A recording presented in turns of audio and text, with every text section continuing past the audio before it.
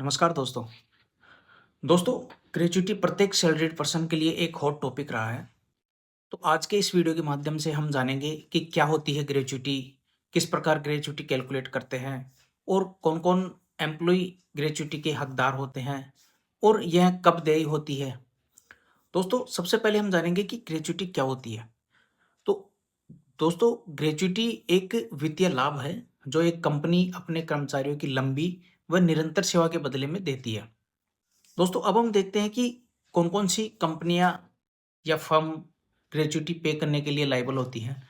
तो दोस्तों, प्रत्येक कंपनी चाहे वह पब्लिक है, प्राइवेट है, प्रत्येक फर्म, प्रत्येक फैक्ट्री, शॉप, वर्कशॉप, कोई school, college, hospital, hotel, restaurant, सभी के ऊपर ग्रेच्युटी के प्रावधान लागू होते हैं। अगर उस संस्था में 10 या उससे अधिक एम्प्लॉयी काम कर रहे हैं, तो उन सभी संस्थाओं पर ग्रेच्युटी के प्रावधान लागू होते हैं। दोस्तों, कर्मचारी हो सकता है स्किल्ड हो, सेमी स्किल्ड हो या अनस्किल्ड कर्मचारी भी हो सकते हैं, जिसमें लेबर भी इंक्लूड हो। दोस्तों, अब हम बात करते हैं कि कौन-कौन ग्रेच्युटी के हकदार होते हैं। तो प्रत्येक एम्प्लॉयी ग्रेच्युटी का हकदार होता है अगर उसने किसी संस्था में लगातार 5 वर्षों तक सेवाएँ दी हैं। दोस्तों, इसमें ध्यान रहे कि सेवाएँ किसी भी संस्था में 5 साल तक कंटिन्यू लगातार दी जानी चाहिए। अगर कोई भी एम्प्लॉयी अगर इस 5 साल की अवधि को ब्रेक करता है, तो वह ग्रेच्युटी के लिए एलिजिबल नहीं होगा।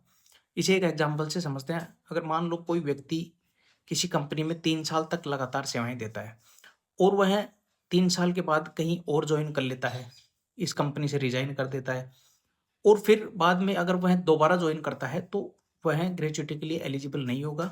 उसके लिए लगातार 5 साल की सेवाएँ देना ज़रूरी है। दोस्तों, कुछ शर्तें हैं जहाँ पर ये 5 साल की अवधि के प्रावधान लागू नहीं होते हैं, जिसमें फर्स्ट है कोई डेथ केस। अगर किसी एम्प्लॉयी की आकस्मिक कोई डेथ हो जाती है और उसे कंपनी में 5 साल भी नहीं हुए हैं, तो भी उस पर ग्रेच्युटी के प्रावधान लागू होंगे। सेकंड केस है अगर कोई परमानेंट डिसेबिलिटी, कोई एम्प्लॉयी परमानेंट डिसेबल हो जाता है अपनी सर्विस के दौरान, तो उस पर भी ग्रेच्युटी के प्रावधान लागू होंगे, बिना इस शर्त के कि उसने 5 साल की सर्विस पीरियड कंप्लीट करा है या नहीं किया है। और एक रिसेंट अमेंडमेंट के तहत अगर कोई भी फिक्स टर्म एम्प्लॉयी जिसे किसी निश्चित समयावधि के लिए एम्प्लॉयड किया गया है और अगर उसका मिनिमम टेन्योर 1 साल है, तो वह एम्प्लॉयी भी ग्रेच्युटी के लिए एलिजिबल होगा। दोस्तों, इसमें ध्यान रहे जो रिसेंट अमेंडमेंट किया गया है, वो केवल एक फिक्स टर्म एम्प्लॉयी के लिए ही लागू होता है, ना कि किसी परमानेंट एम्प्लॉयी के लिए। दोस्तों, किसी भी संस्था को ग्रेच्युटी हर केस में पे करनी होती है, चाहे आपने सेल्फ रिज़ाइन किया है या आपकी सर्विस कंप्लीट हुई है या आपको टर्मिनेट किया गया है या कोई डेथ केस या कोई परमानेंट डिसेबिलिटी का केस हो, तो हर केस में ग्रेच्युटी पेएबल होती है।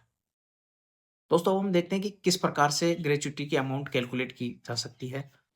दोस्तों, इसके लिए एक सिंपल फ़ॉर्मूला है, जिसमें किसी भी एम्प्लॉयी द्वारा किसी संस्था में उसके द्वारा कंप्लीट की गई नंबर ऑफ ईयर्स की सर्विसेज़ को उसकी 15 दिन की सैलरी जो कि लास्ट में विथड्रॉ कर रहा था वह, उससे कैलकुलेट करके निकालते हैं और इसमें एक मंथ की अवधि 26 दिन की मानी जाती है। इसे हम एक एग्ज़ाम्पल से समझ सकते हैं। मान लो मिस्टर राम किसी कंपनी में 20 साल की सर्विस प्रोवाइड करवाता है और वह लास्ट में जब वह रिज़ाइन करा था, उसने 1 लाख रुपए की पर मंथ सैलरी उठा रहा था वो।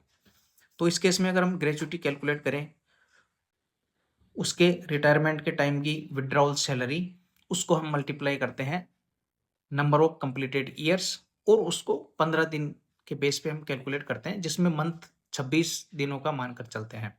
तो इस प्रकार इसकी टोटल ग्रेच्युटी अमाउंट आती है 11,53,846 रुपए। दोस्तों, अब हम जानते हैं कि क्या ग्रेच्युटी इनकम टैक्स में टैक्सेबल है या इससे रिलेटेड किस प्रकार के प्रावधान हैं। तो दोस्तों, आयकर अधिनियम 1961 की धारा 10 सबसेक्शन 10 में ग्रेच्युटी से रिलेटेड प्रावधान है, जिसमें किसी भी गवर्नमेंट एम्प्लॉय के लिए ग्रेच्युटी फुल्ली एग्जम्प्ट है, चाहे वह स्टेट गवर्नमेंट का एम्प्लॉय हो, सेंट्रल गवर्नमेंट का एम्प्लॉय हो, सभी के लिए यह फुल्ली एग्जम्प्ट है। और एक प्राइवेट एम्प्लॉय के केस में एक ग्रेच्युटी की अमाउंट 20 लाख रुपए तक एग्जम्प्ट है। और दोस्तों, यह 20 लाख की लिमिट लाइफ टाइम की होती है। दोस्तों इसे भी हम एक एग्जाम्पल से समझते हैं। मान लो मिस्टर एक्स किसी फर्स्ट जॉब से ग्रेच्युटी रिसीव करता है 15 लाख रुपए। तो पहले केस में इसकी 15 लाख रुपए की फुल अमाउंट एग्जेम्प्ट होगी, क्योंकि यह 20 लाख रुपए से कम है। और दूसरे केस में वह दूसरी कंपनी से ग्रेच्युटी रिसीव करता है, जो कि अमाउंट है 8 लाख रुपए। तो दोस्तों इस केस में पार्टली अमाउंट टैक्सेबल होगी, पार्टली एग्जेम्प्ट, क्योंकि 20 लाख रुपए तक की अमाउंट, जो कि इस केस में 5 लाख रुपए आती है, वह अमाउंट उसकी एग्जेम्प्ट होगी। और उससे एक्सीड अमाउंट जो 3 लाख रुपए है, वो टैक्सेबल होगी। उम्मीद है दोस्तों वीडियो आपको पसंद आया होगा। तो वीडियो को लाइक और चैनल को सब्सक्राइब जरूर करें। Thank you.